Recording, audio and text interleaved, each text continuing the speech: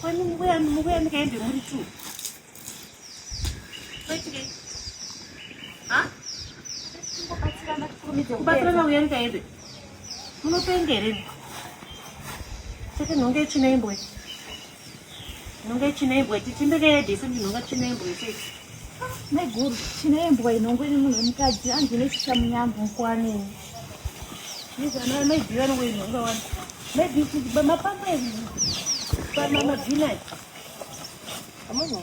Aiwa iwe ndo uchapa uri kuita. Chichocho.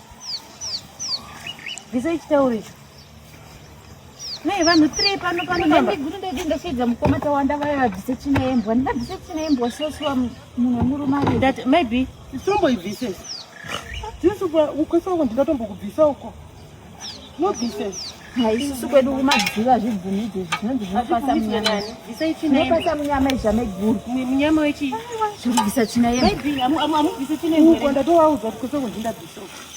Nobvise. Maybe zatore foshoro mubvise zvisora zvirumu. Nei vapamba pakazara vanhu. Kanga china yakadai so. Maybe we mwana bebe mwana. Ndikunakura china yembwa itorona meguru. Papu mama papu nanangu. Nakure china imbwa ese. Maybe isa apa pakarutsirwa nembwa. Mafoshoro sei. Nei. Ungatodzoka nzi china imbwa isa munyama inyika munyama kupi. Maybe mapane munyama makabwetera. Kumadzira kupiko. Kupi? Aiwa zvinoitwa natawanda. Oya visa ichina imbwa.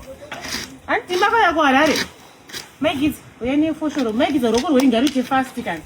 Kana chi hara ishi. Hara iso. Uchibvisa zvisizvo. Mutange mune maoko ane derere sei. Kwari kuchemei. Uyai naye come. Maybe. Sei mwana mungatoita kunyuzera makabata mwana uyani mwana. Ndise izvi. Uya mwana wangu. Ine nodzura maybe dzureze tete. Ndise idodhiro. Achazo nderembwa yaro nderemunhu. Chimwe chacho saka ndandati zvinoda munhu murume. Vanhu 3 vari pamba noswera mukumirira. Vanhu 3 vari pamba. Chinhu chete kudya chete. Nekuona TV, mukaona makazadza maplate nesadza kudai so. Nai.